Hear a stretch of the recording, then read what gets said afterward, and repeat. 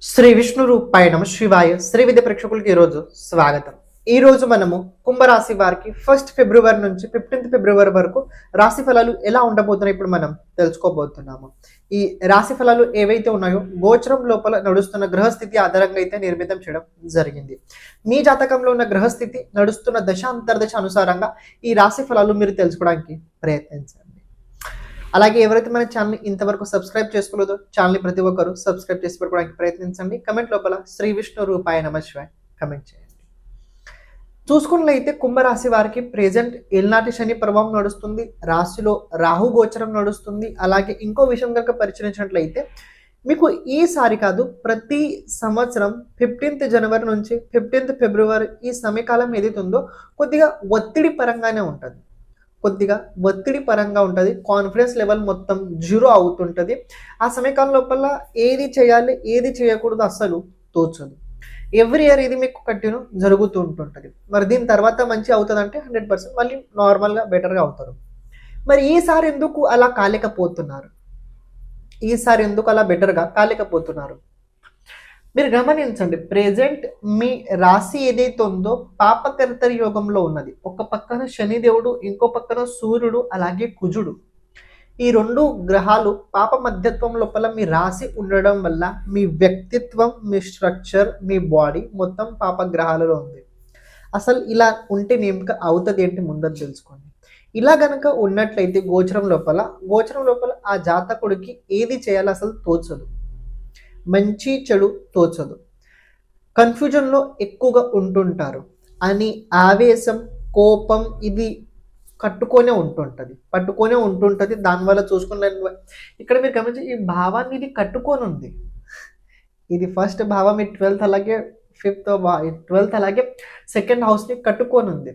So ఇందులో పాపగ్రహాలు ఉండడం వల్ల ఇది ఆటోమేటిక్గా దీని ప్రభావం మీ పైన ఉంటూనే ఉంటుంటుంది. పైగా ఇక్కడ శనిదేవుడు అలాగే కుజుడు రెండు శత్రు గ్రహాలు ఉండడం వల్ల ఇది కొద్దిగా నార్మల్గానే మీతోటి అవుతూ ఉంటుంది.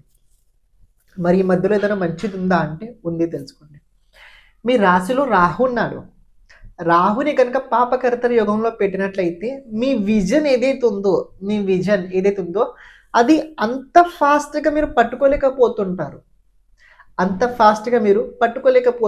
ఎవరైతే రాహుకి సంబంధించిన బిజినెస్ ఉందో, ఎవరైతే రాహుకి సంబంధించిన ప్రొఫెషన్స్ ఉందో, ఎవరైతే రాహుకి సంబంధించిన కెరియర్ చేస్తున్నారో, జాబ్ ఉందో, వాళ్ళకి ప్రెజెంట్ ఏంటంటే ఏదో ఒకటి మిమ్మల్ని ఆపుతుంది, ఆ ఫీలింగ్ ఎక్కువ కలుగుతూ ఉంటుంటుంది. అని 12th హౌస్ లోపల కుజుడుతో సూర్యుడు కలిసి ఉండడం వల్ల చేస్తున్న ప్రతి పనులు ఫెయిల్ ఎందుకు అవుతున్నాయి అవి కూడా అర్థం అవ్వట్లేదు. చేస్తున్న పని ఫెయిల్ అవుతుంది, కానీ ప్రయత్నం అయితే చాలా బాగా చేస్తున్నాను, అన్ని చోట్ల బాగానే ఉంది, కానీ ఫెయిల్ అవుతున్నా. ఎక్కడనో నేను ఫెయిల్ అవుతున్నా. ఇది ఎందుకు అనిపిస్తుంది మీకు? ఈ 12th హౌస్ లోపల ఉచ్చ స్థానంలో ఉన్న కుజుడు వల్ల మీకు ఫెయిల్ అవుతున్నట్టు అనిపిస్తుంది. మళ్ళీ ఈ కుజుడు ఈ మంత్ లోపల మీ రాశి లోపల వస్తాడు. అలాగే సూర్యుడు కూడా 15th తర్వాత మీ రాశిలో వస్తారు. ఈ పంచగ్రహ కూటమి ఏదైతే చెప్పారో అది మీ రాశిలోనే ఉంది. ఓకే, దాని గురించి తర్వాత డిస్కస్ చేద్దాం. కానీ ప్రెజెంట్ చూసినట్లయితే ఇక్కడ మీరు రేపు ఈ వారంలో చూసుకున్నట్లయితే మర్క్యూరీ అలాగే వీనస్ రాశి పరివర్తన చేసుకొని మీ రాశిలో రాబోతున్నారు. 65 days మర్క్యూరీ మీ రాశిలోనే ఉండబోతున్నాడు. 65 days 65 రోజులు బుధుడు మీ రాశిలో ఉండబోతున్నాడు రాబోయే రోజుల్లో. సో ఇది మీరు కనుక గమనించినట్లయితే రాహుతో పాటు mercury combination is best, ultimate. కానీ ఒక విషయం తెలుసుకోండి, ఇక్కడ మర్క్యూరీ మీకు అష్టమాధిపతి కూడా అవుతాడు. ఇక్కడ ఈ బుధుడు ఏదైతే ఉన్నాడో మీకు అష్టమాధిపతి కూడా అవుతాడు. నాట్ ఓన్లీ పంచమాధిపతి, హీఈస్ ఆల్సో 8th లార్డ్.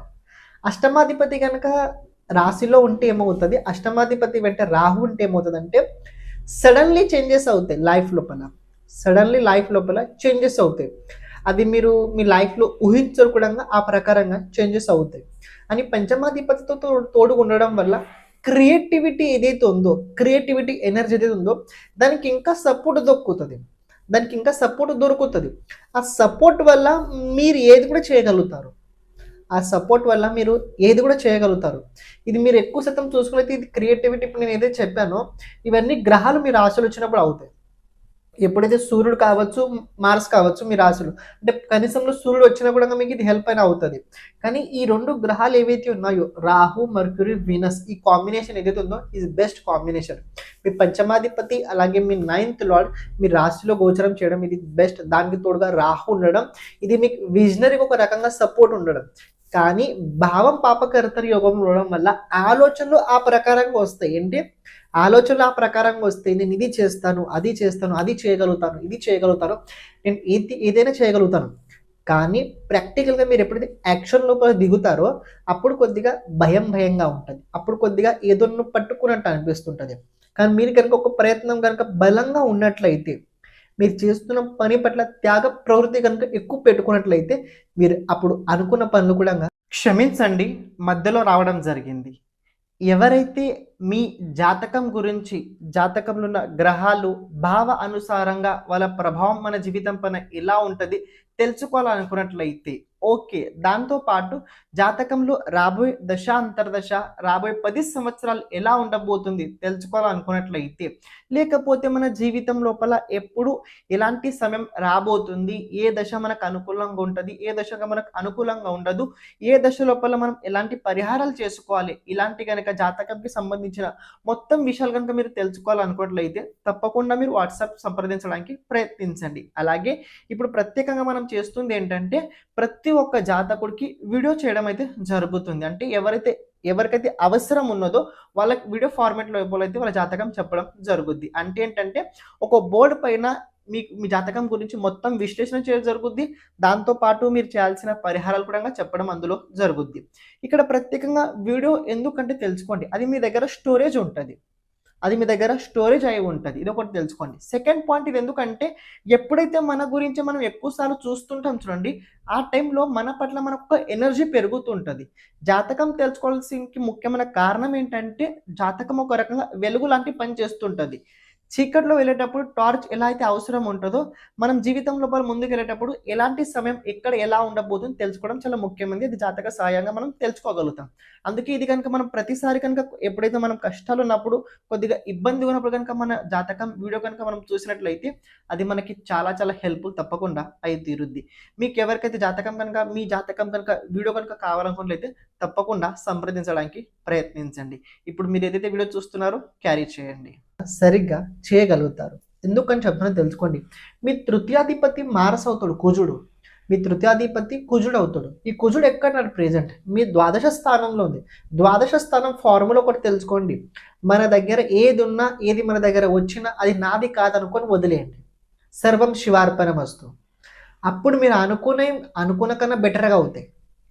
మీరు అనుకున్న దానికన్నా బెటర్ అవుతాయి. కానీ మీరు కోరికతో చాలా గట్టి చేసినట్లయితే అవి అవ్వవు, అంత ఈజీగా అవ్వవు.